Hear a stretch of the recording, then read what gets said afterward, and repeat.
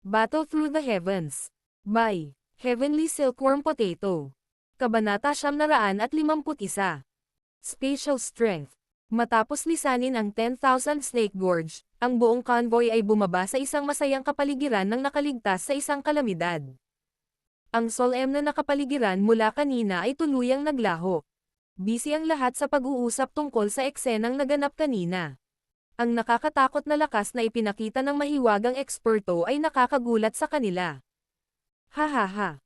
Ang pagtakas ng bastos na ahas na iyon na si Siamang kanina ay parang isang hanggal na ahas na nabugbog ng walang malay. Nakakatuwa talaga. Kahit na halos maubos na tayo, ang makita ang Demon Snake Siamang, sa kanyang mabangis na reputasyon, naging isang miserableng paraan ay naging sulit. Ito ay dahil sa sobrang lakas ng elder na iyon. Mula sa sinabi ni Siamang, ang elder na iyon ay dapat na isang alchemist. Ayon sa aking hula, dapat man lang siya ay isang tier 6 na alchemist. Kung hindi, napakahirap para sa kanya na umasa sa kanyang spiritual strength para takutin si Siamang. Hihihi. Isang tier 6 alchemist. Naalala ko na ang punong alchemist sa ating angkan ng Han ay isang tier 5 alchemist lamang, hindi ba? Kahit na ganoon ang kaso, ang pinuno ng clan ay magalang pa rin kapag nakikipagkita sa kanya. Tama, maituturing tayong maswerte sa pagkakataong ito. Sa kasamaang palad, hindi natin nakita ang elder na iyon.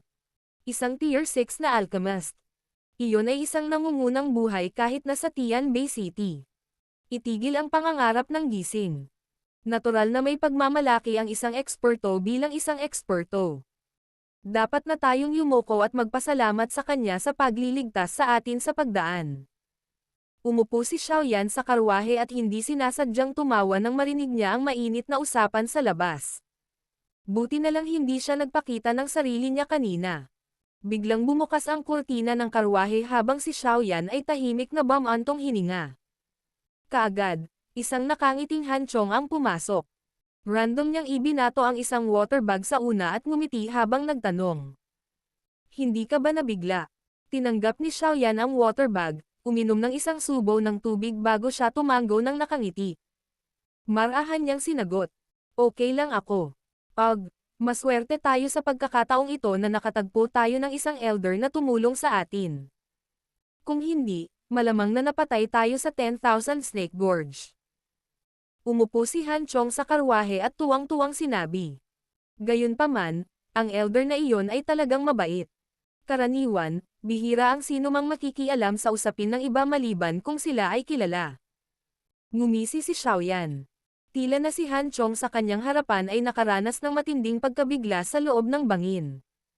Ngayon, sabay-sabay niyang inilalabas ang lahat. Bukod dito, ang walang humpay na papuri na mayroon siya para sa misteryosong elder, na namagitan, ay naging dahilan upang maging kakaiba ang ekspresyon ni Xiaoyan habang tumango siya. Matapos magsalita ng matagal sa loob ng mahigit 10 minuto, sa wakas ay tumigil si Han Chong sa paraang nagmumungkahi na wala pa siyang sapat na sasabihin. Ngumiti siya kay Xiaoyan at sinabing, pagkatapos na dumaan sa 10,000 Snake Gorge, ang natitirang paglalakbay ay magiging maayos. Bagamat maaaring may ilang bandido at lumikas na mga tao sa daan, hindi sila banta sa atin. Sa simula, hindi sana tayo dumaan sa 10,000 Snake Gorge sa paglalakbay na ito. Gayunpaman, nagtagpo tayo ng isang buhangin na daan patungo sa disyerto. Ito ay nangangailangan ng napakahabang panahon, kaya't maaari lamang tayong maghanda at tahakin ang rutang ito. Big Brother Han, gaano katagal ang aabutin mula sa lugar na ito hanggang sa lungsod ng Tian Bay? Biglang naunawaan si Xiaoyan. Hindi pa rin siya sigurado kung bakit hindi natanggap ang grupo ni Hanzo ng mga eksperto na ipinadala ng angkan ng Han kahit alam niyang kailangan nilang dumaan sa 10,000 Snake Gorge sa daan. Matapos marinig ito, naunawaan niya na nagbago sila ng ruta. Tumango siya, nag-alinlangan sandali, at kalaunan ay nagtanong. Kung maayos ang lahat, mayroon pa ring 6 na araw. Nag-isip sandali si Han Chong bago sumagot. 6 na araw ha? Mahinang ungol ni Xiaoyan nang marinig niya ito. Ang kanyang puso ay agad na nagpakawala ng tahimik na buntong hininga. Ang kanyang mga pinsala ay dapat na halos mabawi sa loob ng 6 na araw. Tiyak na marami ang mga eksperto kapag narating nila ang lungsod na iyon. Kung hindi niya mabawi ang kanyang lakas ng mabilis, malamang na mahaharap siya sa maraming problema. Pagkatapos ng lahat, saan man matatagpuan ang isa ay magkakaroon lamang ng karapatang magsalita at kakayahang protektahan ang sarili lamang kung ang isa ay nagtataglay ng lakas. Nagplano si Xiaoyan na magsimulang mang-alap ng impormasyon tungkol sa Hall of Souls kapag narating niya ang Tianbei City. Kung maaari, pupunta siya sa Burning Flame Valley at kunin ang natitirang dalawang pagbabago ng Skyfire 3 Mysterious Change. Kapag nataglay na niya ang parehong mga pagbabagong ito, dapat niyang labanan ang isang elite na si Dao Zhang ng direkta kahit na hindi niya ginamit ang Angry Buddha Lotus Flame. Hindi alam ni Han Chong ang mga iniisip sa puso ni Xiaoyan. Kaya naman, pagkatapos makipag-chat saglit, inutusan niya si Xiaoyan na magpagaling ng maayos bago siya bumaba sa karwahe. Sinundan ng convoy ang pangunahing kalsada at tumungo sa timog, dahan-daang umuusad patungo sa Tianbei City, na medyo may kalayuan. Dahil sa pagkaalam ng lahat na si Xiaoyan ay malubhang nasugatan, bihira ang sinumang makagambala sa kanya pagkaalis ni Han Chong. Ito ay nagbigay sa kanya ng oras upang tahimik na gumaling. Ilang oras din ang pagkakabunggo ng karwahe bago dahan-daang huminto. Binuksan ni Xiaoyan ang kanyang mga mata sa loob ng karwahe, tumingin sa langit, at alam niyang malapit nang magsimulang mag-set up muli ang convoy. Ang paglalakbay sa gabi sa disyerto na ito ay medyo mapanganib, at ito ay magiging lubhang hindi epektibo. Kaya naman, bihira ang sinumang naglalakbay sa gabi. Pagkatapos ng isang hapong pagpapagaling, ang matinding sakit sa loob ng katawan ni Xiaoyan ay lubhang hamina. Naramdaman pa niya ang ilang daochi na dumadaloy sa kanyang mga ugat. Bagamat napakaliit nito kung ihahambing sa nakaraan, ang bilis ng paggaling ng kanyang mga sugat ay naging dahilan upang makaramdam siya ng lubos na kasiyahan. Binuksan ni Xiaoyan ang kurtina ng karwahe at bumaba pagkatapos huminto ang karwahe. Alam niya ang karakter ni Hanzo at ayaw niyang mapag-alitan siya muli. Nang bumaba siya sa karwahe, kumuha si Xiaoyan ng ilang poste ng tent, at naglakad papunta sa tent spot na pinili ng grupo ni Han Chong. Gayunpaman, maaamoy niya ang isang mahinang pabango na ipinapadala sa kanyang harapan sa tuwing hahakbang siya pasulong. Agad siyang huminto, itinaas ang kanyang ulo, at tumingin kay Hanzo sa harapan. Pagkatapos nito, ngumiti ito sa kanya at tumanggo. Si Hanzo ay nakatayong maganda sa ilang mga fragment ng bato. Nakatitig ang magaganda niyang mga mata sa binata sa kanyang harapan. Ang kanyang magaspang na damit na lino ay nagbigay sa kanya ng karagdagang pagkaordinaryo. Ang kanyang mukha ay itinuturing na medyo bata at maeslan, ngunit hindi ito maaaring ituring na gwapo. Gayunpaman, ito ay isang mukha na maaaring magpatuloy sa panonood. Tila nabibilang siya sa uri ng lalaki na mukhang mas kawili-wili kapag mas matagal na tumingin sa kanya. Pinag-aralan ng magagandang mata ni Hanzo ang mga mata ng kabilang partido para lamang siya ay bahagyang nagulat. Ang maitim na mga mata na iyon ay hindi nagpahayag ng pagkabalisa o panandalian na ipinakita ng iba kapag nanonood sa kanya. Ang tanging nakikita sa loob nila ay isang bahagyang ngiti at kalmado. Ang mga mata ay parang malalim na tubig na nahihirapang bumuo ng kahit kay titing na alon. Miss Hanzo, meron ba? Nang ang magagandang mata ni Hanzo ay nakatitig kay Xiaoyan, nagsimula siyang hindi makayanan ang atensyon nito. Siya ang nanguna sa pagbuka ng kanyang bibig at pagtatanong na may kasamang ngiti. Bahagyang nanginig ang mga kilay ni Hanzo nang marinig niya ito. Agad niyang iniabot ang kanyang kamay ng dahan-dahan at hinawakan ang braso ni Xiaoyan sa gitna ng ilang nakatulala na tingin sa kanilang paligid. Ang probing daochi ay mabilis na nailipat sa katawan ni Xiaoyan. Hindi nagbago kahit kaunti ang ekspresyon ni Xiaoyan nang maramdaman niya ang pagpasok ng daochi sa kanyang katawan. Isang ideya ang dumaan sa kanyang isipan at ang daochi sa kanyang katawan ay agad na kumalat sa kanyang mga ugat. Ang daochi ay umikot ng isang ikot sa katawan ni Xiaoyan bago walang magawang bumalik. Ginamit nito ang parehong ruta habang naglalakbay pabalik sa katawan ni Hanzo. Saka lang niya binitawan ang kamay niya. Sumili ang pagkadismaya sa kanyang mga mata. Tila ang kanyang maliit na Keito-Watawa hula ay talagang nagmula sa kung saan. Sa kasalukuyan, Ang tanging natuklasan niya sa loob ng katawan ni Xiaoyan ay ang kanyang napakalubhang panloob na pinsala. Wala lang. Umiling si Hanzo. Sinulyapan niya ang mga poste ng tent na dinadala nito sa kanyang mga balikat at sinabing, ang mga panloob na pinsala sa loob ng iyong katawan ay malubha. Hindi mo na kailangang magtrabaho. Hayaan ang ibang tao na gawin ang mga bagay na ito. Hihihi. Hindi na kailangan. Kahit nasugatan ako, hindi ako isang walang kwentang tao. Tawa ng tawa si Xiaoyan. Umiling siya bago nagpatuloy sa pagdadala ng mga poste ng tent. Tumabi siya kay Hanzo at naglakad patungo sa grupo ni Hanchong. Hindi sinasadyang kinutya ni Hanzo ang sarili habang nakatalikod at pinag-aralan ang medyo payat na likod. Talagang mayroon siyang ganoong uri ng hindi makatutuhanang pag-iisip. Kung titingnan ang hitsura ni Xiaoyan, malamang na ang edad nito ay katulad ng sa kanya. Kahit na siya ay isang henyo sa pagsasanay, malamang na mahihirapan siyang umabot sa puntong takutin ang isang piling dawwang sa pamamagitan lamang ng 2 salita sa ganoong edad. Mukhang ito ay talagang isang kaso ng swerte. Malamig at mapanglo pa rin ang gabing disyerto. Isang malabong pilak na kinang ang bumalot sa malawak na lupain kung saan hindi makikita ang mga hangganan kahit na nakatayo sa mataas na lugar. Tahimik ang loob ng kampo. Tanging ang paminsan-minsang kaluskos lamang ng apoy ang maririnig. Napakaraming gwardya ang naglalakad pabalik-balik sa labas ng kampo, pinoprotektahan ito. Naka-crossleg si Xiaoyan sa isang medyo simpleng tent sa kampo. Natakpan na naman ang katawan niya ng medicinal liquid na ginamit niya sa training. Ang mga thread ng enerhiya ay lumabas mula sa paligid ni Xiaoyan bago sumunod sa kanyang hininga habang bumubuhos ang mga ito sa kanyang katawan. Ang Dao Qi sa loob ng katawan ni Xiaoyan ay unti-unting tumataas. Ang pakiramdam ng pagkakaroon ng lakas ay unti-unting bumalik sa walang kapangyarihang katawan ni Xiaoyan. Ang pagsasanay na ito ay nagpatuloy sa mahabang panahon.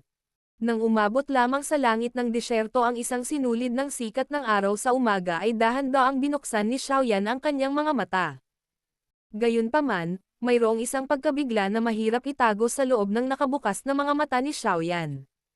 Dahan-daang pinalawak ni Xiaoyan ang kanyang mga kamay.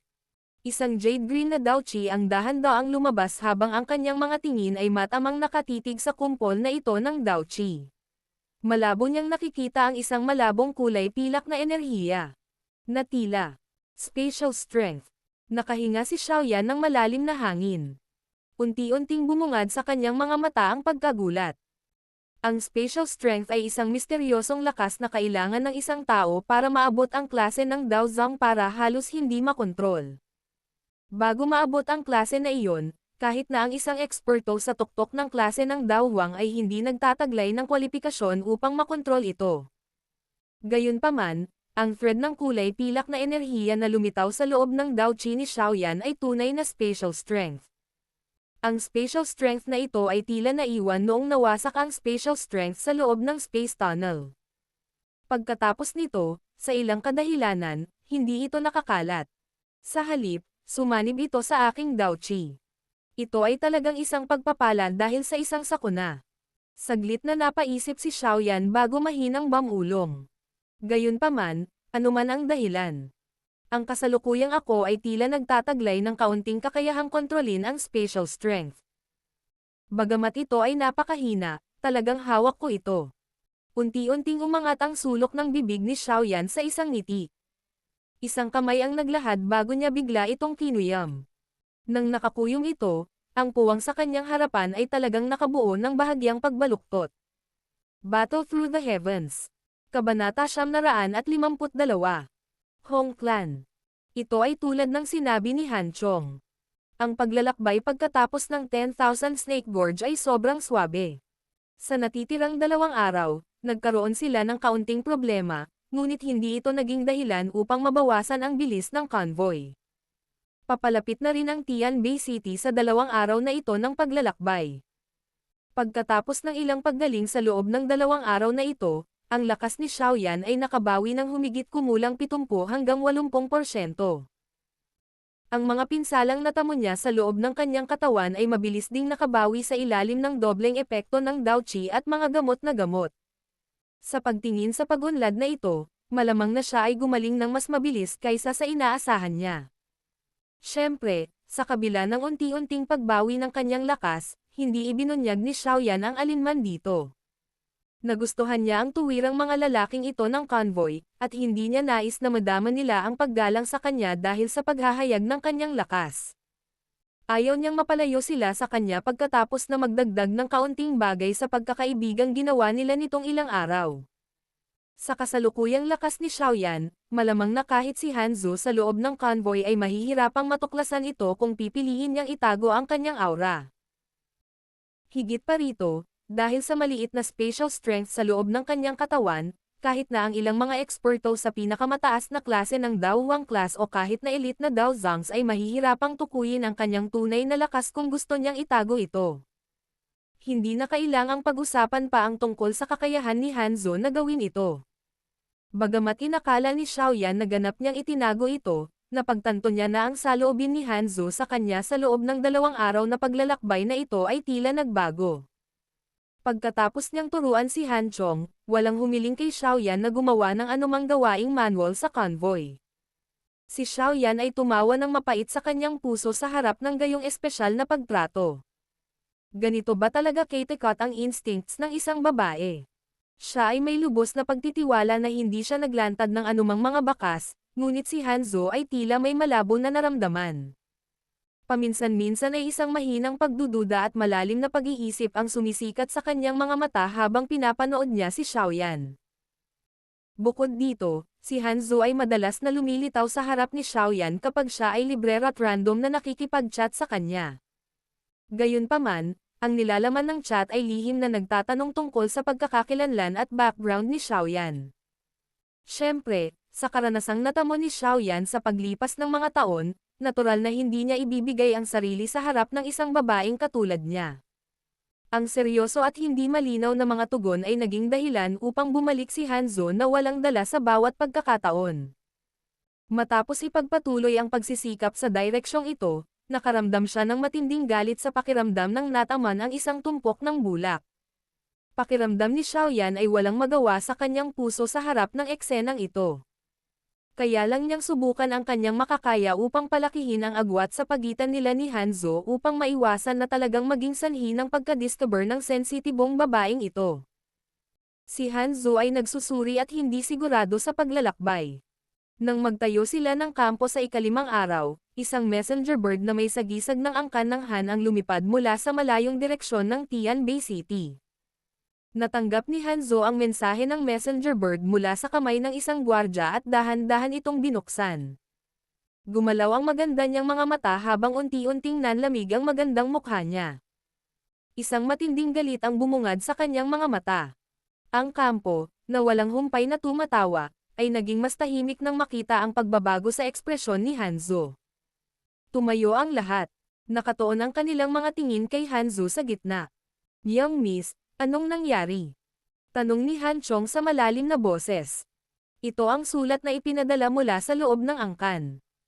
Binanggit sa liham na ang angkan ng Hong ay nagbabalak na salakayin ang angkan ng Han sa lalong madaling panahon at hiniling nila sa akin na mag-ingat. Bahagyang kinuyam ni Hanzo ang kanyang kamay habang nagsasalita siya sa malamig na boses. "Hong clan. Kalokohan, ito na naman ang mga bastos na ito." Umalangaw-ngaw ang mga alon ng sumpa sa buong paligid nang marinig nila ang mga salitang Hong clan. Anong balak nilang gawin sa pagkakataong ito? Kumunat ang noo ni Han Chong at nagtanong. Bahagyang kumurap ang mga pilikmata ni Hanzo. Agad siyang nagsalita sa mahinang boses. Ang matandang iyon, na hindi mamamatay mula sa angkan ng Hong, ay nag-iisip na ipakasal kami ni Brother Hong Chen ng magkasama. Gayunpaman, ang pinakamotibo niya ay lumunin ang ating angkan ng Han at maging tunay na Panginoon ng Tianbei City.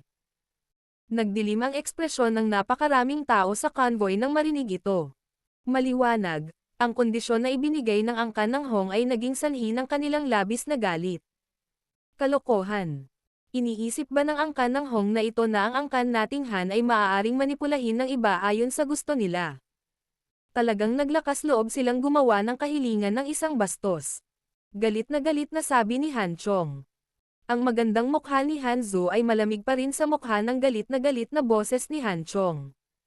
Bahagyang umiling ang ulo niya at biglang huminto sa binata na nakaupo sa gilid ng apoy. Gayunpaman, tila hindi niya narinig ang mga salita mula sa panig na ito. Ibinaba na lang niya ang ulo at pinaglaruan ang button ng apoy. Nang makita ito, nagsalubong ang mga kilay ni Hanzo. Iniwas niya ang kanyang tingin at malamig na sinabi. Papasok tayo bukas sa lugar ng Tianbei City. Dapat maging maingat ang lahat. Naiintindihan. Lahat ay sumigaw sa pagkakaisa. Tumanggaw si Hanzo. Marahan siyang ngumuso sa hindi kilalang tao at pumasok sa sarili niyang tent.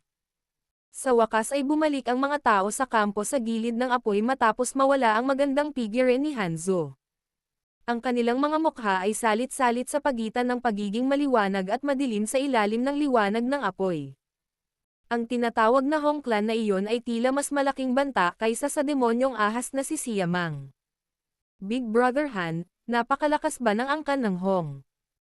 Ang tahimik na kapaligiran ay nagpatuloy ng mahabang panahon bago si Xiaoyan, na nakatutok sa pagpapanatili ng apoy, ay tumayo, iniunat ang kanyang tamad na baywang, at nagtanong.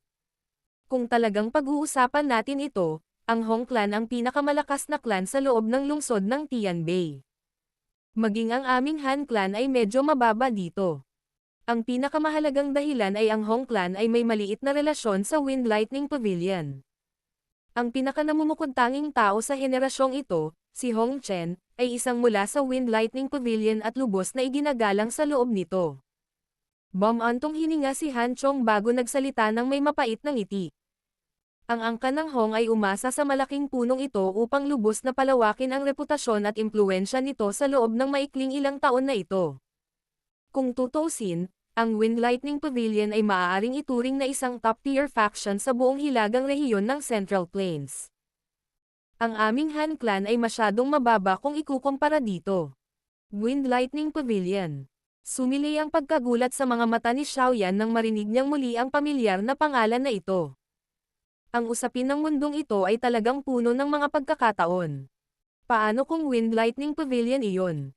Kalokohan, kung ang Hong Clan na iyon ay talagang maglakas loob na kumilos, ang matandang ito ay papatayin ang dalawa sa kanila bago ako mamatay kahit na hindi ko sila matalo. Isang medyo batang gwardya sa tabi ng apoy ang nagsalita na puno ng galit ang mukha. Hindi isinasapuso ni Han Chong ang mga galit na salita ng mga kabataang ito. Tinapik niya ang mga balikat ni Xiaoyan at sinabing, Brother Xiaoyan, mukhang ang angkan ng Han ay haharap sa ilang kaguluhan. Hihilingin ko kay Yang Miss na bigyan ka ng pera pagkarating ng Tianbei City. Dapat kang umalis mag-isa at iwasang makisali. Napangiti si Xiaoyan, ngunit nanatiling walang tiwala. Sige, lahat ay dapat magpahinga ng maaga.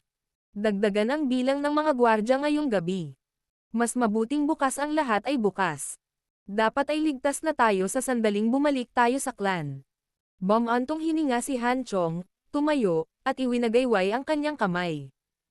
Pagkatapos nito, tumalikod siya at umalis, iniwan ang lahat na sampin sa apoy na may galit na mga puso. Dahan-daang pinitik ni Xiaoyan ang kanyang daliri habang nakatitig sa medyo pagod na likod. Isang kahoy na stick sa kanyang kamay ang lumipad sa apoy. Pagkatapos nito, naging parang palaso na bumaril sa ilalim ng lupa. Tinapik ni Xiaoyan ang kanyang mga kamay at tumayo. Binati niya ang lahat bago dahan-daang bumalik sa kanyang tent. Pagpasok nito ay muli siyang bumantong hininga at bumulong sa sarili. Parang pabor talaga ang bigat sa iyo. Ang araw ay nakabitin ng mataas sa kalangitan kung saan ang mga ulap ay wala sa libu-libong kilometro. Maraming liwanag na sinag ang nagdadala ng mataas na temperatura habang paulit-ulit itong nakakalat pababa. Sa ilalim ng mainit na panahon, maging ang mga puno sa gilid ng kalsada ay nagsimulang yumuko sa nakakasakit na paraan. Ang isang convoy ay tumatakbo sa maluwang na kalsada, na nagtataas ng alikabok na pumailan lang sa langit sa daan. Lahat, maging mas nakatutok. Papasok na tayo sa teritoryo ng Tianbei City. Isang mahigpit na sigaw ang biglang lumabas sa loob ng convoy. Nanikip ang puso ng lahat. Nagtaas sila ng ulo at tumingin sa signboard na bato sa dulo ng kalsada. Lahat ng kanilang mga kamay ay hindi sinasadyang hinawakan ang mga sandata sa kanilang likod. Nagbuga rin ng ilang pawis ang mga kamay na dati nilang hawak sa renda. Ang convoy ay tumakbo pasulong na parang galit na mabangis na toro at lumipad sa kalsada na may dumadagandong na ingay. Sa loob ng ilang minuto, nilapitan nila ang stone tablet na ginamit bilang road sign. Shoo! Shoo! Shoo! Nalampasan pa lang ng convoy ang stone tablet nang biglang umalangaw-ngaw ang malakas na tunog ng rumaragas ang hangin sa lugar. Kaagad, isang hindi mabilang na bilang ng mga palaso ang bumaril mula sa mga puno sa magkabilang gilid ng mga kalsada, na sumasakop sa buong convoy habang ginagawa nila ito. Ang biglaang pagdating ng mga palaso ay ikinagulat ng maraming tao. Gayunpaman, maswerte na sila ay handa na. Maraming Gauchi ang pumutok at hinaranggan ang lahat ng mga arrow. Hihihi. Mukhang handa na sila, ngunit sa kasamaang palad. Unti-unting napalabas ang tawa mula sa kakahuyan. Kaagad na maraming itim na figure ang mabilis na dumagsa at tuluyang hamarang sa kalsadang patungo sa Tianbei City. Ang dalawang matandang lalaki sa harapan ng grupo ng mga itim na figure ay ang pinakapinag-aalala ni Han Chong at ng iba pa. Ang dalawang tao ay nakasuot ng maputlang-pulang damit. May kaparehong pulang kulay na badge sa dibdib ng kanilang mga damit. Mga tao mula sa angkan ng Hong. Nanliit ang mga mata ng grupo ni Han Chong habang nakatingin sa pulang kulay na badge. Hihihi. Miss Hanzu, mangyaring lumabas. Kaming dalawang matandang lalaki ay dumating dahil sa iyo. Hindi pinansin ng dalawang matandang lalaki si Han Chong at ang iba pang mga gwardya. Sa halip, ang kanilang mga mata ay tumitig sa karwahe kung saan matatagpuan si Hanzo habang sila ay mahinang tumatawa. Creak. Dahan-daang bumukas ang pinto ng karwahe at dahan-daang bumaba mula rito ang isang maganda, malamig na mukha na si Hanzo. Ang kanyang malamig na tingin ay tumitig sa dalawang matandang ito habang malamig siyang tumawa. Hindi inaasahan na ang dalawang elder Hong Mo at Hong Lai ay dumating para lamang mahuli ang isang maliit na batang babae na tulad ko. Talagang karangalan ako. Bagamat nagsalita siya sa ganitong paraan, unti-unting lumubog ang puso ni Hanzo. Ang dalawang elder na ito ng angkan ng Hong ay may lakas sa isang apat na bituin na si Dao Huang. Mas malakas pa sila kaysa sa siyamang iyon. Ngayon na ang dalawang ito ay kumilos ng magkasama. Malamang na mahihirapan siyang makatakas mula sa kalamidad ngayon. Hindi na kailangang sabihin ang kalokohang ito. Ang matandang ito ay sumusunod lamang sa utos. Umalis ka na sa harap namin. Ang walang ekspresyong si Hong Lai ay sumulyap kay Hanzo habang nagsasalita siya. Managinip ka. Isang malamig na kislap ang sumilay sa mga mata ni Hanzo. Hinigpitan niya ang kanyang kamay at isang mahabang espada ang kumislap at lumitaw dito. Matigas ang ulo na tanga. Napailing si Hong Lai nang makita niyang lumalaban si Hanzo. Isang pagkainip ang sumilay sa kanyang mga mata. Humakbang siya at humarap sa kanya. Sa pamamagitan ng pagwagayway ng kanyang kamay, isang mainit, malakas na hangin na nagdadala ng nakaka-pressure na aura ang hamarang sa lahat ng mga landas ng pag-urong ni Hanzo. Lumitaw ang pamumutla sa mukha ni Hanzo habang tinitingnan niya si Hong Lai, na ginamit ang lahat ng kanyang lakas sa simula. Agad niyang itinikom ang kanyang mga pilak na ngipin at ibinato ang palad sa harap. Bang! Naglapat ang magkabilang palad at ang hanging tumagos ay agad na ikinagulat ng mga tao sa paligid hanggang sa nagmamadali silang umatras. Ang magandang katawan ni Hanzo ay parang saranggola na naputol ang tali habang nagmamadali siyang umatras ng isang dosenang hindi matatag na hakbang bago patatagin ang kanyang katawan. Maaari kang ituring na may kakayahang tumanggap ng isang palad mula sa matandang akin. Hindi katakataka na nakuha mo ang mata ng iyong master. Hindi gumalaw ang katawan ni Hong Lai. Sinulyapan niya si Hanzo na umatras. Walang pakialam siyang nagsalita. Kaagad, humakbang siya muli at nagpakita sa harap ni Hanzo. Sumipol ang hangin sa palad niya habang patuloy sa pag-atake. Isang malungkot na tingin ang bumungad sa mukha ni Hanzo nang maramdaman niya ang mas matinding pag-atake ni Hong Lai. Karaniwang wala siyang malaking puhunan para makipaglaban sa isang elite na Dao Huang. Biglang dumating ang hangin ng palad.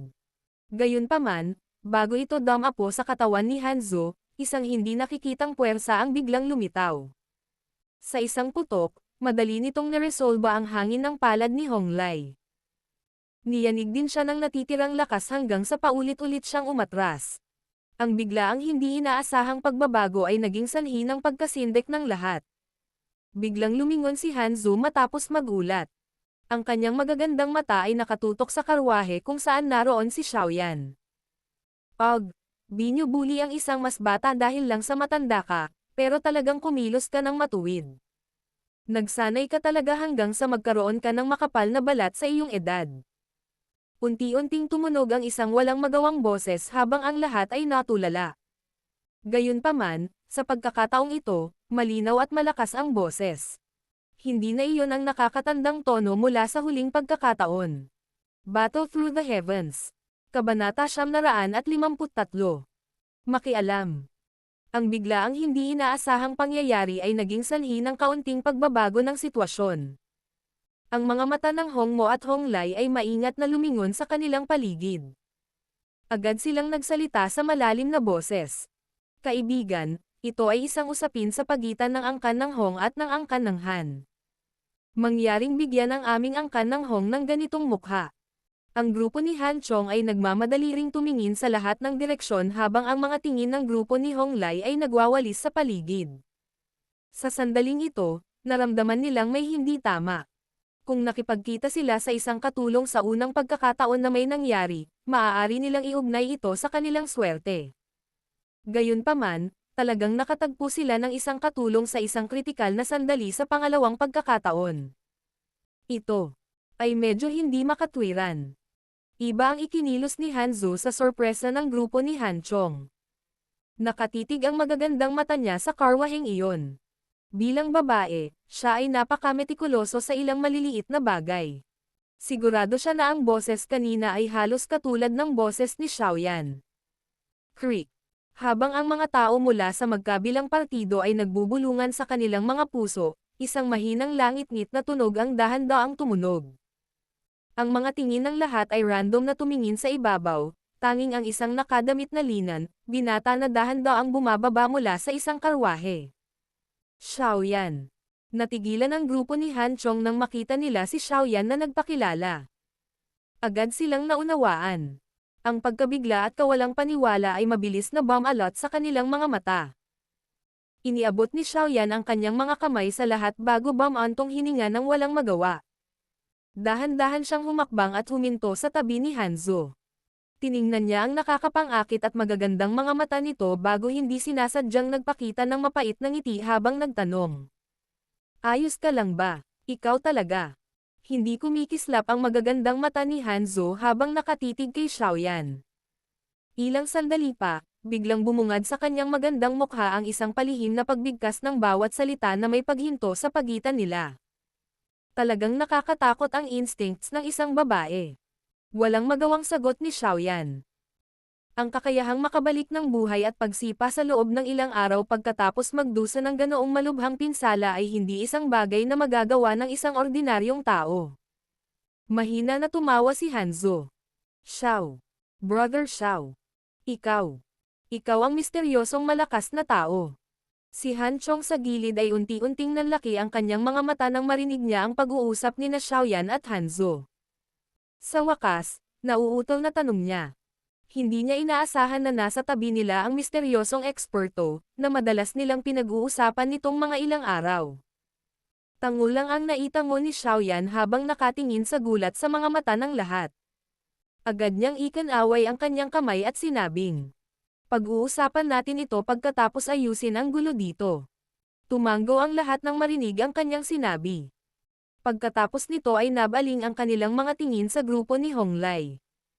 Gayunpaman, sa sandaling ito, wala na ang uri ng ekspresyon kanina na hindi natatakot sa kamatayan. Sa halip, unti-unti silang nagkaroon ng kaunting katapangan. Matapos makialam ni Xiaoyan sa huling pagkakataon, mayroon na silang magaspang na pag-unawa sa lakas ni Xiaoyan. Sino ka? Mukhang hindi ka pamilyar. Sa tingin ko ito ang unang beses mong makarating sa Tianbei City, tama ba? Pinigilan ni Hong Mo si Hong Lai, na ang mukha ay natatakpan na ng mabangis na aura. Nakatuon ang kanyang mga mata kay Xiaoyan habang nagsasalita siya sa malalim na boses. Ilabas mo ang mga tauhan mo. Pansamantala kong paprotektahan ang mga tao rito. Nilaibat ng tingin ni Xiaoyan si Hongmo. Kalmado at walang ripple pa rin ang boses niya. Gusto mo ba talagang masaktan ang aking Hong Clan? Bahagyang namula ang mukha ni Hongmo nang marinig ito. May karagdagang panlalamig ang boses niya. Kahit papaano, wala kayong kwalipikasyon para mahuli ang isang tao sa harap ko. Nakangiting sagot ni Xiaoyan. May pagmamalaki ang tono niya na mahirap tanggalin. Ang pagmamataas na ito ay nagmula sa tiwala na mayroon siya sa kanyang lakas. Anong mayabang na brat? Kung wala kang kalamangan sa isang palihim na pag-atake, paano mo nagawang ibalik ang dating ako? At saka, dalawa tayo rito. Ang ugali ni Xiaoyan ay nagdulot ng matinding galit sa puso ni Honglai. Napatawa siya sa sobrang galit. Umalis ka sa akin. Umiling si Xiaoyan. Hindi niya pinansin ang dalawang maingay na tao, lumingon siya, at mahinang sinabi kay Hanzo. Nagulat si Hanzo nang marinig niya ito. Habang siya ay nabigla pa, si Xiaoyan sa kanyang harapan ay humakbang pasulong, dahan-daang naglakad palayo. Biglang naramdaman ni Hanzo ang hindi kilalang katapangan at ligtas na pakiramdam na lumalabas mula sa kanyang puso habang nakatitig siya sa payat na likod ng taong nakasuot ng ordinaryong linan na damit. Agad niyang itinikom ang kanyang mga pilak na ngipin, iwinagayway ang kanyang kamay, at mahinang sumigaw. Sumunod ka. Dahan-daang gumalaw ang convoy. Pagkatapos nito, patuloy itong sumunod sa likod ni Xiaoyan sa ilalim ng kakaibang kapaligiran. Ang mga tao sa paligid ng convoy at Hanzo ay nakaramdam ng bahagyang pawis na lumalabas sa kanilang mga palad. Sa kasalukuyan, ang tanging mapagkakatiwalaan ay ang payat na likod sa harap nila. Malungkot ang mukha ni Hongmo habang pinagmamasdan si Xiaoyan at ang convoy sa likod niya na dahan-dahang lumakad. Ang kanyang puso ay may mahinang hangarin na pumatay sa loob nito. Medyo nahihirapan siyang makita ang eksaktong lakas ni Xiaoyan. Gayunpaman, mula sa paraan na pinilit niyang pabalaykan si Honglai kanina, malamang na siya ay isang dalubhasa na dawhwang. Bukod dito, ang antas ng taong ito ay hindi mas mahina kaysa sa kanila. Kung ikukumpara sa madilim na si Hongmo, ang medyo irritable na si Honglai ay may hindi pangkaraniwang pangit na ekspresyon. Ang mga aksyon ni Xiaoyan ay ganap na minamaliit sila. Ito talaga ang unang pagkakataon na nakatagpo sila ng ganoong kangas na kabataan sa loob ng maraming taon. Dahan-daang humigpit ang kamao ni Honglai. Paulit-ulit na naglalabasan mula rito ang mga langit-ngit. Pagkaraan ng ilang sandali, sa wakas ay sumili ang kabangisan sa kanyang mga mata habang siya ay sumigaw. Patayin! Nang marinig ang sigaw ni Honglai, galit na sumigaw ang maraming itim na figure mula sa likuran. Hinigpitan nila ang pagkakahawak sa kanilang mga sandata habang may dala silang makakapal na aura na hindi mapapawi. Sumakay sila patungo sa convoy. Bahagyang nagbago ang ekspresyon ng grupo ni Han Chong nang makitang naglunsad ng pag-atake ang kalaban. Hinigpitan nila ang hawak sa kanilang mga armas. Nang handa na silang sumulong at salubungin ang kabilang partido, si Xiaoyan sa harapan ay huminto sa kanyang mga yapak. Inabot niya ang kamay niya at marahang kinuyam ito. Isang invisible ripple ang mabilis na kumalat habang kinuyam niya ang kanyang kamay. Kaagad, ang napakaraming itim na figure, na sumisingil sa buong katawan nila na may intensyong pagpatay, ay biglang huminto. Ang kanilang mga katawan ay naging apoy pula halos kaagad. Pagkaraan ng ilang sandali, nagluwa sila ng isang subo ng sariwang dugo at kakaibang nahulog na parang pinuputol na trigo. Ang sariwang dugo na kanilang iniluwa ay nagbuga ng tunog ng chi-chi pagkalapag sa lupa. Sila ay mabilis na nagbago sa isang berdeng singaw na ganap na nagkalat. Bahagyang nahayag ang pagkabigla sa mga mata ng grupo ni Han Chong nang makita nila ang eksenang ito. Naalala nila ang hindi mabilang na mga makamandag na ahas na biglang naging abo sa bangin noon. Sa hitsura nito, nagpigil si Xiaoyan. Kung hindi, malamang na ang mga taong ito ay magkakaroon ng parehong kapalaran tulad ng mga makamandag na ahas. Atake. Nanliit din ang mga mata ni Hongmo. Naalala niya ang mga tagubilin mula sa pinuno ng angkan na hulihin ng buhay si Hanzo sa anumang paraan. Agad siyang huminga ng malalim at biglang nagpakawala ng matinding sigaw. Kalalabas lang ng sigaw sa kanyang bibig nang kumilos si Hongmo kasama niya. Nag-transform sila sa dalawang pulang figure. Ang makapangyarihang Daochi ay bumangon mula sa kanilang mga katawan nang hindi nagpipigil. Saan man sila dumaan, ang ligaw at marahas na Daochi ay mag-iiwan ng dalawang malalim na bangin sa lupa. Dalawang aura ni Dao Wang ang bumagsak na parang bagyo, na naging dahilan upang madama ni Hanzo at ng iba pa ang isang ilusyon na huminto ang kanilang paghinga. Gayunpaman, hindi huminto sa harapan nila ang mga yapot ng binata na iyon na nakadamit lino. Mysterious Fire Move. Good Aura Rise. Dalawang sigaw ang lumabas sa bibig ni Honglai at Hongmo. Kaagad, isang mainit pulang liwanag ang lumipad na parang apoy. Sa likod nito ay isang kulay berdeng Daochi, na mabilis na humabol dito at sumanib sa apoy. Kaagad, ang maapoy na pulang Daochi na momentum ay tumaas. Ang mainit na temperatura ay nagdulot ng mga lantang dilaw na dahon sa mga gilid ng kalsada na naglalabas ng anchi, na tunog na nag-aapoy sa kanilang mga sarili. Hindi masamang pagsasama-sama ng Daochi. Gayunpaman, walang silbi ang apoy laban sa akin. Sa wakas ay huminto ang mga yapot ni Xiaoyan habang nakatingin sa galit na dragon na parang mainit na apoy na lumapit sa kanya. Inabot niya ang kanyang kamay at isang jade green na apoy ang biglang bumaril na parang fire python. Chi! Ang dalawang pag-atake ay nagbanggaan ng isang putok. Gayunpaman, ang napakalaking mainit na apoy na iyon ay tila sumalubong sa isang bagyo. Ang bilis nito ay naging matamlay habang ang jade green na apoy, na hindi kasing kapal ng isang braso, ay tuluyang nilamon ito sa isang lagok pagkatapos ng ilang beses na pagkurap. Ikinaway ni Xiaoyan ang kanyang manggas matapos lunukan ang pinagsamang pag-atake ni Hongmo at Honglai sa napaka-relax na paraan. Ang jade green na apoy na iyon ay naging kidlat na pumutok. Kaagad, ang buntot ng apoy ay umindayog, na bumubuo ng maraming after images habang ito ay tumama sa dibdib ng dalawa, na hindi nakaiwas sa oras. Bang! Bang! Isang mababa at malalim na tunog ang ibinuga habang lumilipad paatras ang dalawang figure. Nagpalabas ng bulalas ang grupo ni Hong Chong habang nakatingin kina Honglai at Hongmo na mabilis na umuurong paatras habang ang kanilang mga paa ay gumagapang sa lupa. Isang kakaibang kulay din ang sumilay sa magagandang mata ni Hanzo. Sa angkan ng Han, ang kanyang talento ay mahina lamang ng kaunti kaysa sa kanyang nakatatandang kapatid na babae.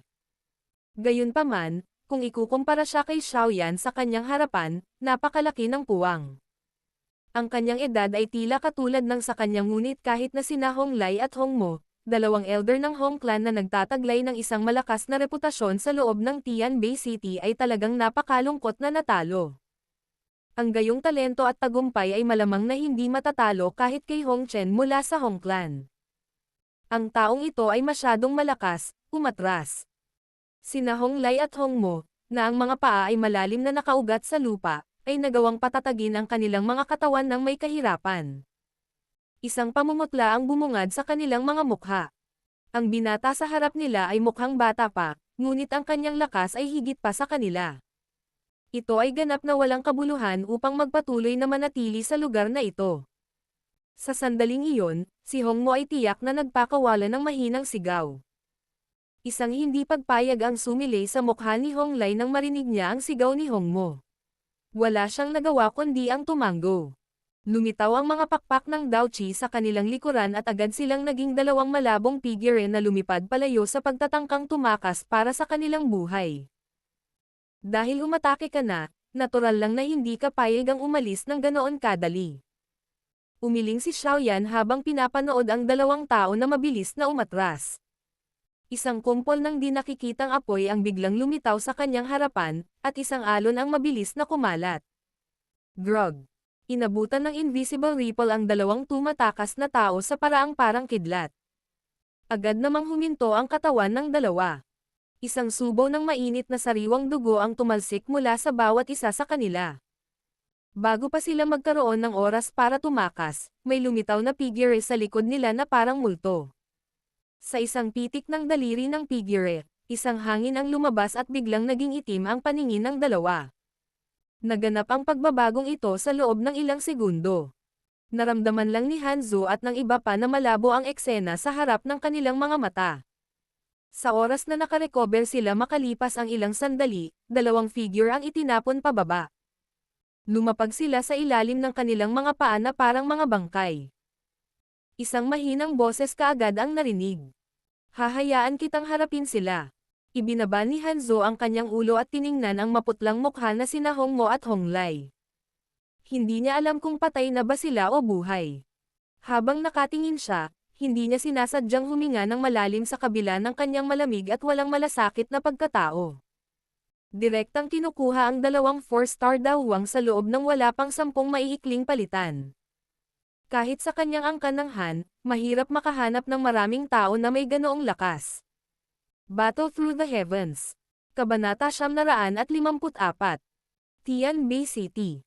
Isang matahimik na halimuyak ang nananatili sa loob ng karwahe.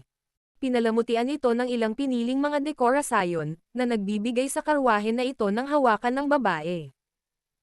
Mahirap isipin na si Hanzo, na mukhang malamig at walang malasakit sa labas, ay talagang nagtataglay ng mentalidad ng isang maliit na babae sa kanyang puso. Medyo hindi mapakali si Xiaoyan habang nakaupo siya sa isang upuan sa karwahe. Sa kabilang banda ay si Hanzo, na kumukuha ng tasa ng tsaa at personal na pinupuno ito ng tsaa. Pagkatapos nito, marahan niyang itinulak ito sa harap ni Xiaoyan sa medyo hindi maayos na paraan. Sa hitsura nito, ang dalagang ito ng angkan ng Han ay bihirang gawin ang gawain ng paghihintay sa iba. Gayunpaman, dahil din dito nakaramdam ng pagkabalisa si Xiaoyan. Dahil nasanay na siya sa malamig na pagwawalang bahala ni Hanzo, hindi niya talaga kayang umangkop sa biglaang pagiging mainit nito sa loob ng maikling panahon.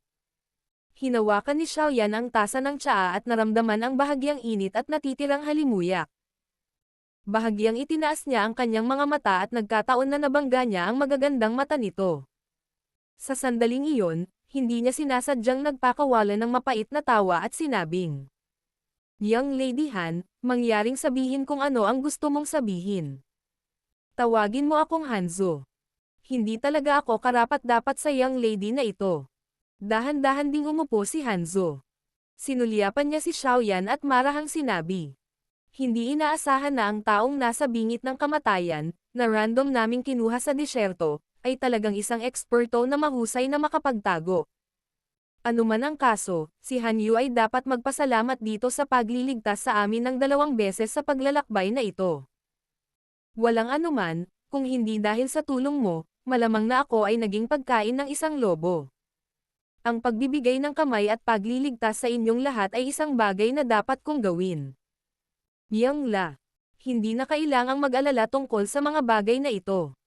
Hindi ako naghahangad ng anumang gantimpala mula sa iyo." Kinaway ni Xiaoyan ang kanyang kamay at tumawa. Napangiti si Hanzo. Ang kanyang karaniwang malamig na mukha ay namumulaklak din sa isang mainit na gumagalaw na ngiti. Pagkatapos ng ilang pag-aalinlangan, dahan-dahan siyang nagtanong, "Aalis ka ba kapag nakarating na tayo sa Tian Bay City?" Ganyan dapat kung walang aksidenteng nangyari. Tumigil sandali si Xiaoyan bago tumango at sumagot. Sumilay ang pagkadismaya sa magagandang mata ni Hanzo nang marinig niya ito. Hinawakan ng kamay niya ang teapot. Pagkaraan ng ilang sandali, naglakas loob siya at sinabing, "Mr. Xiaoyan, maaari ba akong humingi sa iyo ng tulong sa isang bagay?" Ang usapin sa pagitan ng angkan ng Han at ng angkan ng Hong. Inilagay ni Xiaoyan ang tasa ng tsaa sa kanyang kamay pababa at nagtanong gamit ang mahinahong boses. Kinagat ni Hanzo ang kanyang ibabang pulang labi gamit ang likod ng kanyang mga ngipin at marahang tumango. "Masobrahan mo talaga ako. Para madami na ng Hong Clan ang Tian Bay City sa loob ng maraming taon, tiyak na hindi mahina ang lakas nito. Anong tulong ang maibibigay ko sa lakas ko lang?" Dahan-daang sabi ni Xiaoyan. Kadadating lang niya sa Central Plains, talagang ayaw niyang masaktan ang isang tao sa sandaling idikit niya ang kanyang paa sa lugar na ito. Lalo na itong nangyari nang ang angkan ng Hong na ito ay may koneksyon sa kahit anong Wind Lightning Pavilion. Alam ni Xiaoyan na ang paksayon na ito na espesyal na ipinakilala ni Xinlan ay malamang na napakalakas. Sa kanyang kasalukuyang lakas, malamang na mahirap para sa kanya na makipaglaban sa kanila. Dapat maging alchemist din si Mr. Xiaoyan, di ba? Medyo balisang nagsalita si Hanzo. Bukod dito, malamang na mataas ang iyong tier. Kahit na ang Hong Clan ay malamang na hindi madaling masaktan ang isang high-tier alchemist. Kaya, kung handa kang tumulong, ang Han Clan ay tiyak na magiging mas maluwag. Bahagyang itinaas ni Xiaoyan ang kanyang mga mata. Tiningnan niya ang nagsusumamong tingin at pagkabalisa sa mukha ni Hanzo at hindi sinasadyang nagpakawala ng mapait na tawa. Ang problemang ito ay talagang nagpasakit sa kanya ng ulo. Mr. Xiaoyan, hanggat handa kang tumulong sa angkan ng Han sa paghihirap na ito, ang angkan ng Han ay tiyak na magbibigay sa iyo ng isang kasiya siyang pabuya. Kung sa tingin mo ay hindi mangyayari iyon, handa akong maging asawa mo. Mangyaring magbigay ng tulong. Isang matangkad na pamumula ang biglang bumalot sa magandang mukha ni Hanzo habang nakatikom ang kanyang mga pilak na ngipin at nagsasalita. Ubo. Ang mga salitang ito niya ay halos iluwa ni Xiaoyan ang tsaa sa kanyang bibig. Dali-dali siyang tumayo, iwinagayway ang kanyang kamay, at sinabing, "Huwag. Sanay akong mag-isa at talagang hindi ako sanay kung may susunod sa akin. Pag-iisipan ko ang bagay na ito. Hayaan muna natin ito sa ngayon." Palam. Nagmamadaling tumalikod si Xiaoyan, binuksan ang pinto ng karwahe, at tumakas pagkatapos sabihin ang mga salitang ito. Hindi niya inaasahan na ang malamig na yelong Hanzo na ito ay talagang magiging matapang sa mga ganitong bagay. Matapang pa nga siya hanggang sa puntong hindi na niya nakayanan. Nagulat si Hanzo habang pinagmamasdan niya si Xiaoyan na tumakas mula sa karwahe sa isang miserableng paraan. Ilang sandali pa, ngumiti siya. Mula nang makilala niya ito, hindi pa niya nakitang kumilos ng ganito ang malamatandang hindi maarok na binata. Ito ay hindi inaasahan na nagkaroon talaga siya ng ganoong reaksyon dahil sa mga sinabi nito. Ito ay talagang lubhang kawili-wili. Hindi masama ang taong ito. Pero masasabi kong siya ang tipong hindi mahilig sa gulo. Tsaka ang lakas ng angkan ng Hong. Ang paghila sa kanya ay maaaring isang uri ng problema para sa kanya. Medyo padalos-dalos ako. Tumawa ng mahina si Han Exi bago unti-unting kumalma. Bumantong hininga siya at nagsalita sa malayong boses. Matapos mailantad ni Xiaoyan ang kanyang lakas, ang mga tao sa convoy ay nagbigay sa kanya ng karagdagang paggalang gaya ng kanyang inaasahan. Isang bagay na tulad ng walang pidgel na pagbibiro mula sa ilang araw na nakalipas ay hindi na nangyari. Bagamat matagal na itong inaasahan ni Xiaoyan, hindi niya sinasadyang tumawa sa kanyang puso. Ang kanyang lakas ay talagang napakahusay na ito ay hindi maabot sa mga mata ng mga taong ito. Ang ganitong uri ng pagbabago ay nagdulot ng kaunting pagkabalisa kay Xiaoyan. Gayunpaman, ito ay maswerte na mayroon lamang isang maikling paglalakbay na natitira. Ang balangkas ng isang napakalaking lungsod ay malabong lumitaw sa kanilang paningin nang sumapit ang gabi. Nakahinga rin ng maluwag si Han Chong nang makita niya ang lungsod, na tila naglabas ng mabigat na pasanin. Nang makita ang kanilang reaksyon, naunawaan din ni Xiaoyan na ito ang tinatawag na Tianbei City. Ang tingin ni Xiaoyan ay random na nagwalas bago umatras ng 2 hakbang. Nagkataon na huminto siya sa tabi ni Han Chong, na nagmamadaling pinagsalikop ang kanyang mga kamay nang makita niyang papalapit si Xiaoyan nang maramdaman niya ang banayad na puwersang humaharang sa kanya. Isang walang magawang boses ang agad na nalipat sa kanyang tenga. "Big Brother Han, hindi na kailangang maging magalang. Ang buhay ko ay iniligtas mo. Huwag mo akong tawaging mister. Tawagan mo na lang ako tulad ng ginawa mo sa nakaraan. Miss Brother Xiaoyan, masyado kang magalang. Sa iyong kasalukuyang lakas, malamang na magiging maayos ka kahit na wala ang aming pagsadyep." Bahagyang nag-alinlangan si Han Chong bago siya nagsalita ng nakangiti. Gayunpaman, ang kanyang boses ay naglalaman pa rin ng pagkamangha na mahirap itago. Pakiramdam ni Xiaoyan ay walang magawa. Pinitik niya ang kanyang daliri at isang medicinal pill ang damapo sa kamay ni Han Chong nang hindi nag-iiwan ng bakas. Mahina niyang sinabi sa random na boses. "Panatilihin ng maayos ang medicinal pill. Makakatulong ito sa iyo na madagdagan ang iyong mga pagkakataong magtagumpay na makapasok sa klase ng dawang." Biglang nanginig ang katawan ni Han Chong sa narinig. Bakas sa mga mata niya ang excitement. Nanatili siya sa tuktok ng klase ng Daoling sa loob ng maraming taon, ngunit hindi pa nagpapakita ng anumang mga palatandaan ng paglusob. Alam niya na ang ilang high-tier medicinal pill ay may kakaibang katangian ng pagtulong sa isa sa paglusot. Gayunpaman, ang presyo ng ganoong uri ng tabletang panggamot ay hindi maihahambing na mataas. Paano niya kaya ang isa sa kanyang kayamanan? Brother Xiaoyan, ang Regalong ito ay masyadong mahalaga. Wika ni Han Chong sa nanginginig na boses. Medyo namula ang mata niya dahil sa pananabik. Mas mahalaga pa ba ito kaysa sa buhay ko? Ngumiti si Xiaoyan at nang-aasar. Brother Xiaoyan, ikaw. May balak ka bang umalis? Maingat na inimbak ni Han Chong ang medicinal pill bago biglang nagtanong. Saglit na natahimik si Xiaoyan, tila hindi sigurado kung ano ang isasagot niya. Hihihi. Brother Xiaoyan. Walang mahirap sabihin.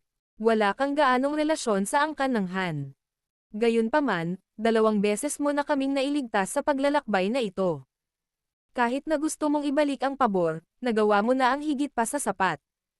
Makapangyarihan ang angkan ng Hong. Hindi maganda kung kaladkarin ka. Ngumiti si Han Chong at nagsalita nang makita ang kanyang reaksyon. Natahimik si Xiaoyan. Ang tunog ng mga kuko ng kabayo ay ipinadala mula sa gate ng lungsod sa di kalayuan habang si Xiaoyan ay nakikipag-chat kay Han Chong. Agad itong tumakbo papunta sa direksyon nila. Ang grupo ni Han Chong, na kanina pa natakot, ay nagmamadaling hinigpitin ang hawak sa mga armas sa kanilang mga kamay nang makita ang aktibidad na ito. Gayunman, pagkaraan ng ilang sandali, isang taong may matalas na mata ay tuwang-tuwang nagsabing. Ang aming mga tao. Ang tunog ng mga kuko ng kabayo ay mabilis na huminto sa harap ng convoy. Kaagad, isang figure ang tumalon pababa mula sa kabayo. Mukhang nasa 23 hanggang 24 na taong gulang ang taong ito. Siya ay may suot na ilang makikinang na damit at mukhang napaka-energetic. Medyo gwapo rin ang mukha niya. Ang kanyang matangkad na katawan ay nagbigay sa kanya ng kahanga-hangang anyo. Gayunpaman, bahagyang nagdikit ang mga kilay ng grupo ni Han Chong nang makita siya. Lumabas din si Han Zhou sa kanyang karwahe nang lumitaw ang tunog ng mga kuko ng kabayo. Huminto muna ang kanyang magagandang mata kay Xiaoyan, ngunit tila hindi niya ito naramdaman. Nag-abala lang siyang makipag-chat kay Han Chong.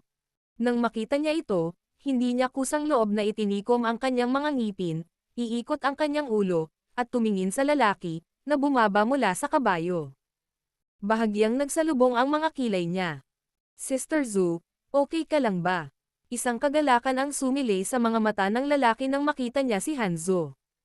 Mabilis siyang naglakad pasulong at nag-aalalang nagtanong. Ayos lang ako. Biglang sumagot si Han Zhou. Biglang sumulyap ang gilid ng kanyang mga mata kay Xiaoyan na dahan-daang umatras. Mabilis siyang tumalikod at sumigaw ng malakas. Tumayo ka sa kinaroroonan mo. Napigilan lang ni Xiaoyan ang kanyang katawan nang makita niyang nakatingin si Han Zhou at walang magawang ibinuka ang kanyang mga kamay kay Han Chong.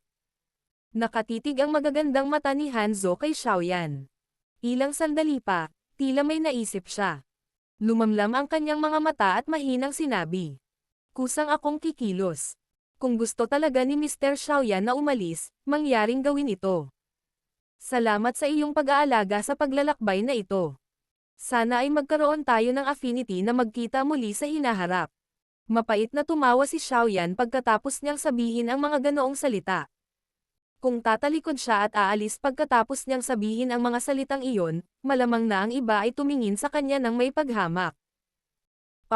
Mananatili ako at titingnan, ngunit hindi ka dapat maglagay ng labis na pag-asa sa akin. Napabuntong hininga si Xiaoyan habang tumugon siya. Talaga. Sabi ni Han Zhou. Ang malamlam niyang mga mata na naging sanhi ng pagkawasak ng puso ng isang tao ay agad na naglabas ng makabagbag damdaming ekspresyon pagkatapos marinig ito. Nakatango lang si Xiaoyan nang makita niya ang magandang mukha na ito na mukhang kaakit-akit dahil sa kanyang kaligayahan. Isang mapait na tawa na naman ang pinakawalan ng puso niya. Isang bagay na parang pabor. Ay talagang kasing bigat ng bundok. Sister Zhu, sino ito? Mukhang hindi siya pamilyar. Gwardya rin ba siya ng aming angkan ng Han? Ang gwapong lalaki sa gilid ay natural na nakaramdam ng paninibugho mula sa kanyang puso nang makita niya ang karaniwang malamig at walang pakialam na si Hanzo na nagpapakita ng malababaing ugali sa harap ng ordinaryong binata. Agad naman siyang napangiti at nagtanong. Ang kanyang tono ay naglalaman ng pambihirang pang-aalipusta sa mga gwardya, na may katayuang tulad ng lingkod. Hanlin, mas mabuting maging magalang ka sa aking panauhin. Hindi siya isang gwardya, ngunit isang honorary guest na inimbitahan ko sa ngalan ng angkan ng Han. Kung patuloy kang magsasabi ng anumang bagay na kalokohan, huwag mo akong sisihin sa pagtalikod sa iyo. Biglang inikat ni Hanzo ang kanyang katawan. Ang kanyang magandang mukha ay tila ganap na napalitan ng isang malamig na mukha habang siya ay malamig na saway. Nagpalit-palit ang mukha ni Hanlin sa pagitan ng berde at puti nang pagsabihan siya ni Hanzo sa ganoong paraan. Hindi niya agad napigilan ang sarili habang malamig na tumawa. Honorary guest. Sister Zhu, sa tingin ko ay nagkakamali ka, hindi. Ayon sa mga alituntunin ng ating angkan, ang unang panuntunan ng isang honorary guest ay dapat siyang magkaroon ng lakas ng isang dawhwang. Bagamat ikaw ay anak ng pinuno ng angkan, hindi mo maaaring baliwalain ang mga patakaran ng angkan, hindi ba? Isang nakakaantig na ngiti ang biglang napakita sa orihinal na malamig at walang pakialam na mukha ni Hanzo nang marinig niya ito. Kinawayan niya ang kanyang kamay at sinamahan ng ilang gwardya ang dalawang tao mula sa isang karwahe bago sila itinapon sa harap ni Hanlin. Nakuha niya si Hong Mo at Hong Lai, ang dalawang elder na ito ng Hong Clan na buhay. Bakit hindi mo sabihin sa akin kung siya ay kwalipikado? Battle Through the Heavens. Kabanata 955. Pagkilala. Natigilan si Hanlin nang makita niyang nakahandusay sa lupa ang dalawang maputlang mukha na ito nang hindi nagpapakita ng anumang senyales ng patay o buhay. Baka sa mukha niya ang gulat nang makilala niya ang dalawa. Hindi niya sinasadyang sumigaw. Hong Lai. Hong Mo, bakit sila mapupunta sa iyong mga kamay? Pumunta sila para pigilan kami at hulihin ako. Walang pakialam na sumagot si Hanzo. Ito. Siya ang may gawa nito. Bahagyang nanginginig ang mukha ni Hanlin habang hindi makapaniwalang tumingin kay Xiaoyan at nagtanong sa sobrang pagdududa na boses. Bilang miyembro ng Han Clan, natural na pamilyar siya kay Hong Lai at Hong Mo. Kaya naman, alam din niya na ang dalawang taong ito ay tunay na dalubhasa na dawhwang. Sa kanilang pinagsamang lakas, ang dalawang ito ay makakalaban sa isang 6-star dawhwang. Talaga bang natalo ang dalawang taong ito sa mga kamay nitong binatang mukhang mas bata pa sa kanya? Kung ganoon, sa tingin mo ba ay may ibang tao sa aming grupo na makakagawa nito? Mukhang medyo hindi nagustuhan ni Hanzo si Hanlin. Kaya naman, ang kanyang tono ay hindi gaanong magalang. Matapos mabulunan ng mga salita ni Hanzo, ang ekspresyon ni Hanlin ay nagsalit-salit sa pagitan ng berde at puti sa ilang sandali bago pilit na pinigilan ang selos sa kanyang puso. Kung alam ng mga elder sa clan na ganoon ang pakikitungo niya sa isang honorary guest ng clan, tiyak na mapaparusahan siya. Hihihi. Ako ay walang ingat kanina. Medyo hindi natural na ngumiti si Hanlin kay Xiaoyan. Pagkatapos nito, mabilis niyang ibinaling ang tingin kay Hanzo at sinabing, Sister Zhu, umalis na tayo. Dapat tayong bumalik muna sa clan. Ang pinuno ng clan at ang iba ay labis na nag-aalala. Bahagyang tumango si Hanzo. Inutusan niya ang ilang tao na itapon ang walang malay na sina Hong Mo at Hong Lai pabalik sa karwahe. Pagkatapos nito, mabilis niyang nilinggan si Xiaoyan at marahang sinabi, Mr. Xiaoyan, umalis na tayo. Hayaan mong ipakilala ko sa iyo ang mga miyembro ng clan. Bahagyang kumunat ang noo ni Xiaoyan nang marinig niya ito. Talagang ayaw niyang makisali sa mga usapin sa loob ng angkan ng Han. Gayunpaman, nang makita niya ang nagsusumamong tingin sa mga mata ni Hanzo, napabuntong hininga na lamang siya, iwinagayway ang kanyang kamay, at sinabing, Akayin ang daan. Isang mainit na ngiti ang muling lumitaw sa mukha ni Hanzo nang makita niyang tumango si Xiaoyan. Tila tuluyang nawala ang lamig niya sa harapan niya. Naging sanhi ito ng pag-aapoy ni Hanlin sa tagiliran na may nagngangalit na apoy sa loob ng kanyang puso. Hindi pa niya nakita ang karaniwang malamig at walang malasakit na pinsan niyang kapatid na tinatrato ang isang lalaki sa ganitong paraan pagkatapos ng maraming taon. Isa pa, Ang naging dahilan ng pagiging maingat niya ay ang edad ng lalaking ito ay parang katulad niya. Gayunpaman, hindi siya nang ahas na ipahayag ang mga emosyong ito sa kanyang mukha pagkatapos na malaman ang lakas ni Xiaoyan. Kaya naman, ngumiti lang siya ng pilit, tumalikod, at manguna sa harapan na puno ng galit ang tiyan. Ang angkan ng Han ay talagang nagtataglay ng isang mahusay na lakas at reputasyon sa loob ng Tianbei City. Makikita ito sa kung paano sila inalis sa pagsuri nang pumasok sila sa lungsod. Dahan-dahang pumasok ang convoy sa lungsod. Isang buhay at maingay na tunog ang bumungad sa kanila, na naging dahilan upang si Xiaoyan, na nanatili sa disyerto ng ilang araw, ay nahirapang mag-adjust sa loob ng maikling panahon. Ang laki ng Tianbei City ay hindi mas maliit kaysa sa alinman sa mga lungsod na nakita ni Xiaoyan noong nakaraan. Marahil ito ay dahil sa magandang pagpaplano, ngunit ang buong lungsod ay may isang uri ng marilag na kapaligiran. Ang mga maluluwag na kalye ay may walang tigil na daloy ng mga tao, na nagpapakita ng malaking bilang ng mga tao sa lungsod. Ang angkan ng Han ay matatagpuan sa katimugang bahagi ng Tianbei City. Sa tapat nito ay ang angkan ng Hong, na sumangkop sa hilagang bahagi. Ang dalawang angkan na ito ay parang dalawang panginoon ng lungsod na ito, pantay na hinati ng magkabilang panig ang lungsod sa dalawang magkaibang bahagi. Siyempre, ang lungsod ay nagtataglay din ng ilang iba pang maliliit na paksayon. Gayunpaman, sila ay medyo hindi gaanong mahalaga kumpara sa Han at Hong clan. Maaari lamang silang mabuhay sa loob ng mga bitek. Tila lumutang sila habang nakatingin sa dalawang malalaking nilalang sa lungsod.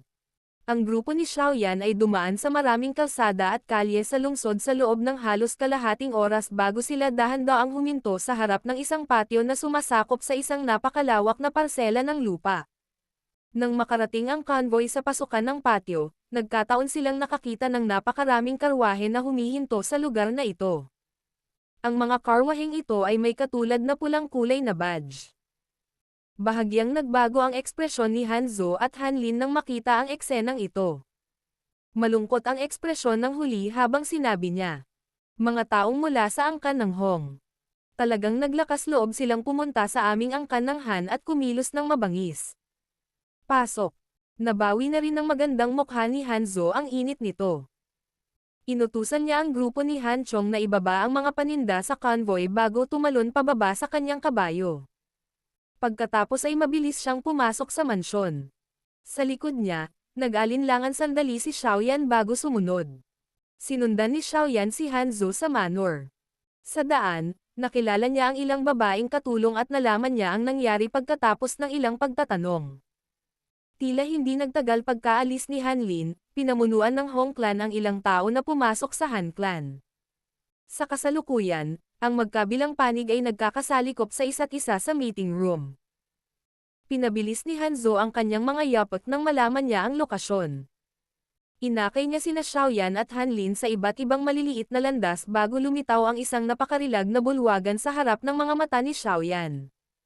Sa kabila ng medyo malayo, malabong makita ni Xiaoyan ang maraming figure na nagtipon sa loob ng meeting room.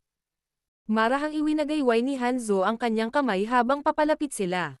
Dinala niya si Xiaoyan sa isang sulok kung saan nagkataon na nakita nila ang loob ng meeting room. Ang kanyang mga magagandang mata ay nakatuon ng husto sa loob ng bulwagan. Sinundan din siya ng tingin ni Xiaoyan at tumingin. Isang beses itong nagwalas sa bulwagan bago biglang huminto sa isang kulay pilak na maliwanag na figure. Agad namang natigilan ang mukha niya. Han Yu. Bakit siya magiging siya? Miyembro siya ng angkan ng Han. Hindi nakapagtataka na naisip kong medyo pamilyar si Hanzo nang makita ko siya. Magkapatid nga pala sila. Nakakuha si Xiaoyan ng malalim na impresyon sa senior na ito sa loob ng Inner Academy noon. Sa oras na iyon, tahimik niyang inagaw ang core-quenching body milk, na sinubukan niyang makuha ng napakahirap. Medyo nakaramdam siya ng paumanhin dahil dito. Gayunpaman, sa oras na lumabas siya sa Blazing Sky Chi Refine ng tower makalipas ang 2 taon, nakapagtapos na si Hanyu at umalis. Kaya, ito ay naging panghihinayang sa kanyang puso. Sa hindi inaasahang pagkakataon, ang unang pangkat na nakausap niya pagdating sa Central Plains ay ang kanyang angkan. Ang salitang affinity ay talagang isang bagay na mahirap unawain. Medyo tense ang atmosphere sa loob ng meeting room. Maraming eksperto mula sa angkan ng Hong ang nag-cross ng kanilang mga kamay sa harap ng kanilang mga dibdib habang tinitingnan nila ang mga miyembro ng angkan ng Han na may malamig na ngiti. Nakaupo sa pwesto ng kanilang pinuno ang isang lalaking nakasuot ng berde. Ang lalaki ay nasa pagitan ng 26 hanggang 27. Ang kanyang mukha ay hindi maituturing na gwapo, ngunit may taglay din itong pang-akit. Sa pagitan ng kanyang mga kilay ay may mayayabang na aura na mahirap itago. Gayunpaman, mayroon siyang kapital upang kumilos sa ganitong dominanteng paraan. Hong Chen, hindi ka ba lumalampas ng kaunti sa pamamagitan ng pagdadala ng mga tao upang sumakay sa aking angkan ng Han ngayon? Huwag mong isipin na maaari kang kumilos ng walang takot dahil lamang sa ikaw ay isang disipulo ng Wind Lightning Pavilion.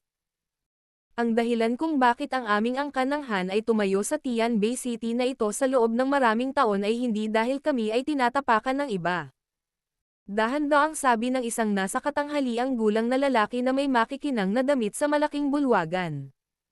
Ang kanyang boses ay hindi masyadong malakas, ngunit ito ay nagtataglay ng awtoridad kahit na walang galit. Hindi kailangang takutin ni Uncle Han ang pamangkin na ito. Ang dahilan kung bakit ako narito ngayon ay para itanong kung may sagot sa kondisyon na binanggit ng aking angkan ng Hong ilang araw na ang nakalipas. Ang lalaking nakaberdeng damit na iyon, na tinatawag na Hong Chen, ay ngumiti sa isang hindi nakakaabala na paraan. Agad na nabaling ang tingin niya sa pilak na buhok na babae sa gilid na hindi man lang mababakas sa mukha ang bahagyang pag-awang bago ibinuka ang bibig at tumawa. Ang aming angkan ng Han ay hindi nakaugalian na magkaroon ng 2 anak na babae na naghihintay sa isang asawa. Bukod dito, hindi ko rin papayag ang mangyari ang ganoong bagay. Siguradong hindi papayag ang aking angkan ng Han sa kahilingan ng iyong angkan ng Hong. Desididong nagsalita ang nasa katanghaliang gulang na lalaki. Hihihi.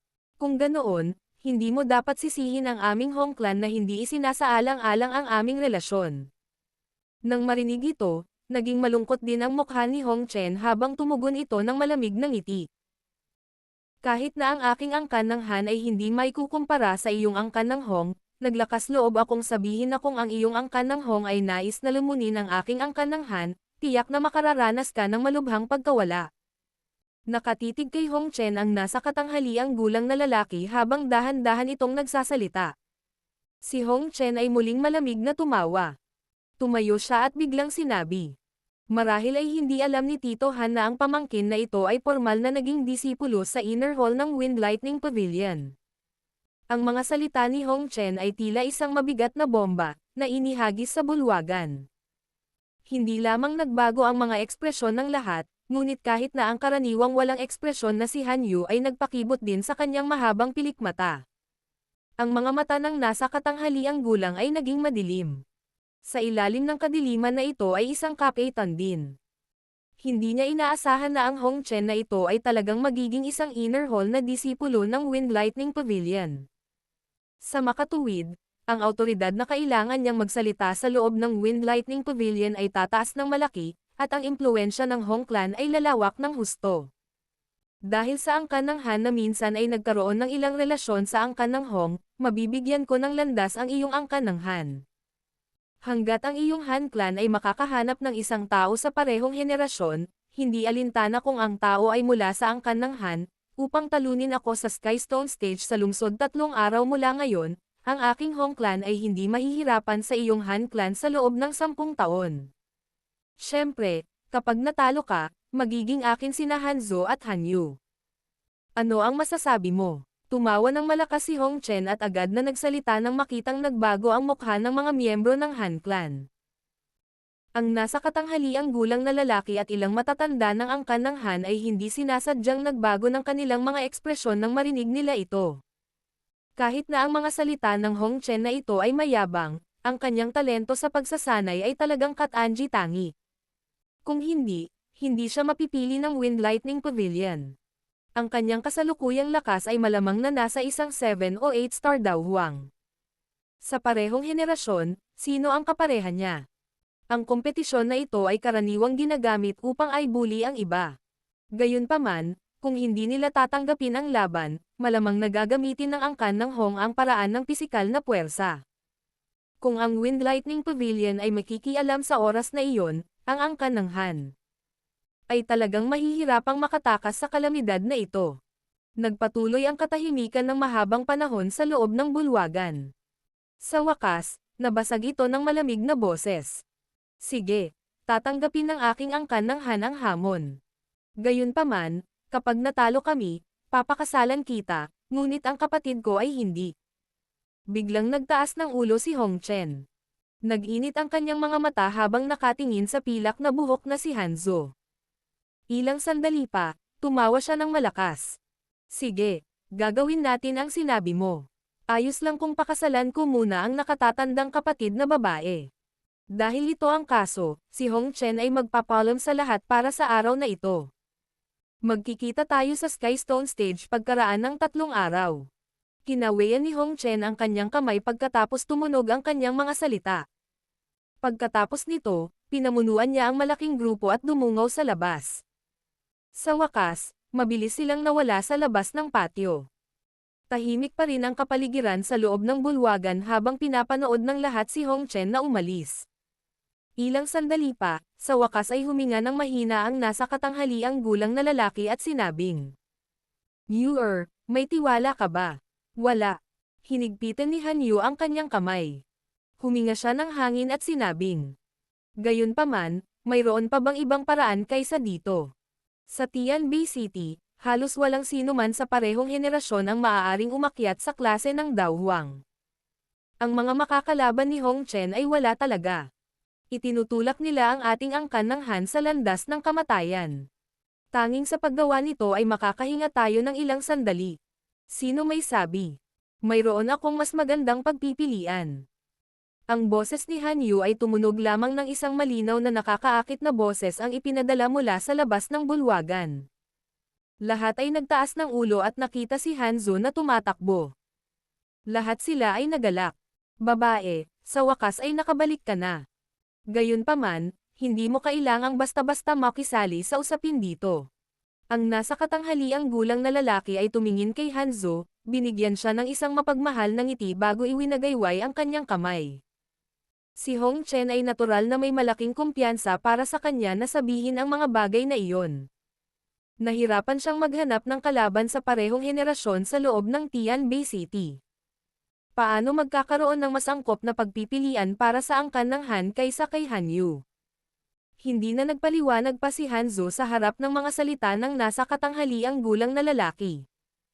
Lumingon siya, humarap sa labas, at sinabing, "Pasok."